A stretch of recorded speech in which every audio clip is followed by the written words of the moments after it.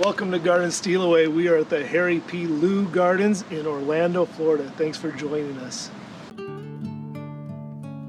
We are Steve and Marnie. This last summer we were scheduled to take a 10-week sabbatical in the UK and Germany. The challenges of 2020 forced us to find other ways of resting and fighting for joy. Our new endeavor is to find and film the best gardens we can find in the US. I have never personally liked gardening, and yet I have found some of my favorite moments in life have been sitting quietly in a garden with my wife.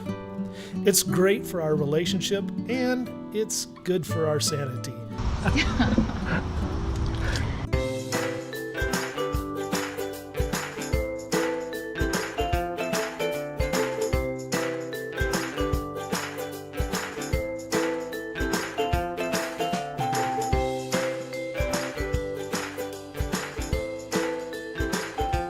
We would really appreciate you clicking on the YouTube subscribe button, and make sure to hit the bell to not miss any upcoming episodes.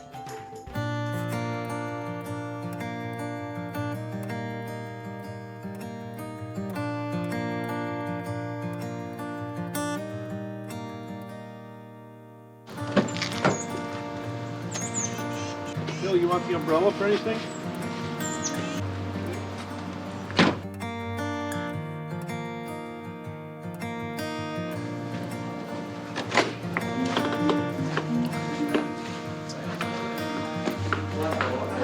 Good morning. Okay, All right, thank you so much.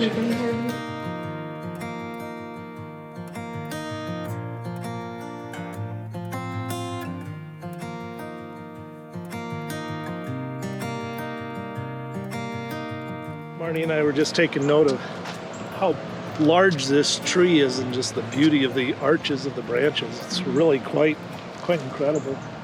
There's Huge. something calming about a giant tree. It puts things in perspective, I think. Makes you feel small, huh? Yeah. I know a lot of times the videos just don't do it justice. My guess is if I were to lay across the front of that tree, and I'm about 6 foot, so I would say it's probably about 8 foot in diameter across from side to side.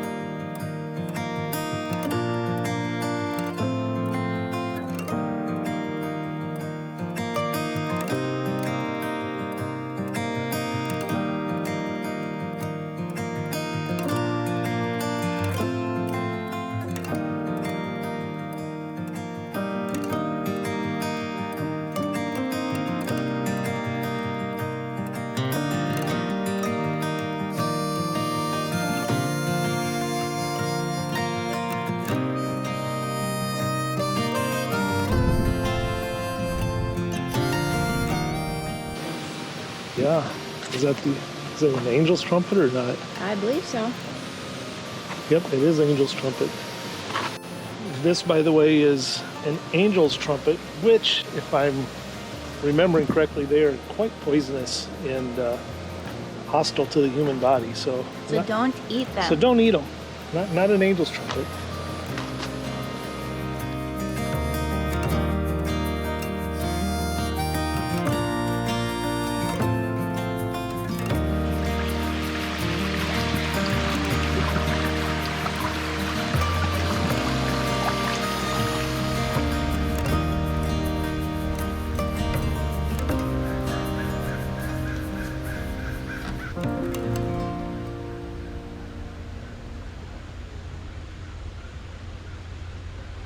Check out the vine on this tree going up here.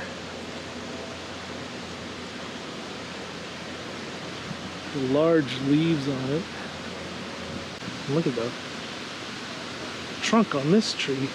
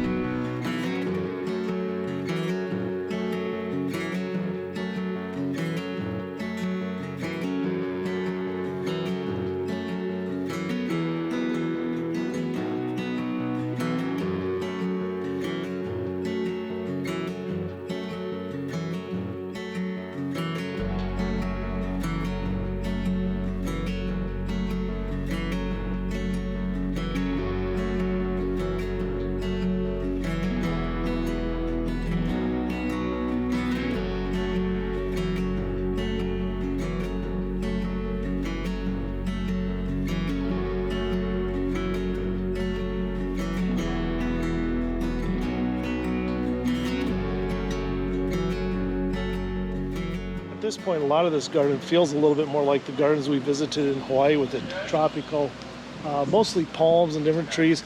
Here's one example, the sausage tree, which have these large fruits on them that are quite heavy, quite large, that we saw in Hawaii. But I see some here that are just really, really big.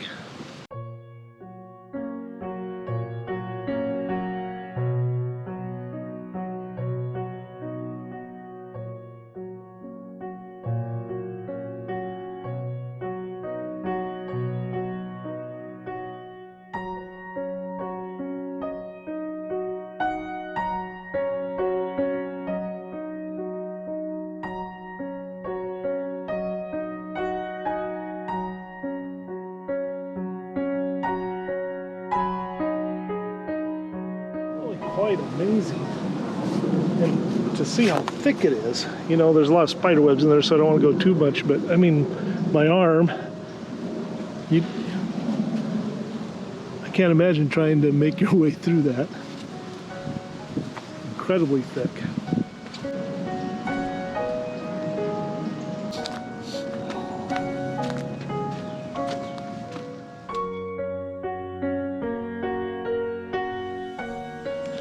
This is a small or young lu'ulu palm. When we were in Hawaii, we found out it was the only original palm in Hawaii. Yep, it is. Haha.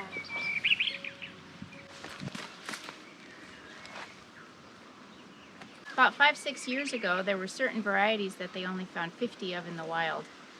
There was an explorer that I heard of that was going out trying to find these palms and to see new varieties, because if they flower and they cross-pollinate, it creates new lu'ulu varieties apparently. But this explorer used to go out alone until he had a 50-foot fall and nearly died. And then he decided after that not to go out by himself. Actually, there's a few lu'ulu on Jimmy Stewart's ranch that were saved. Located where? That I don't remember. Okay. It's pretty fun to see it in person though after I've been reading about it. There used to be forests of these. And at one point there was down to about 50 that were still in the wild.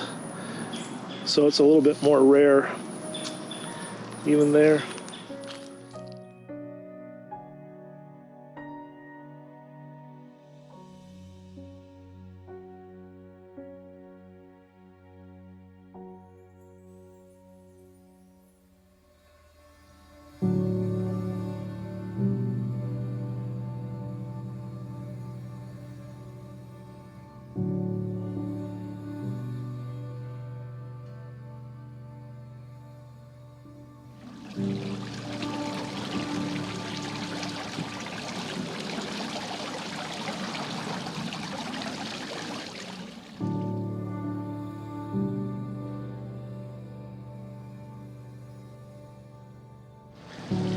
We're here in the rose garden, and the roses are getting to be a little bit beyond their prime, but there's still some really pretty ones in bloom.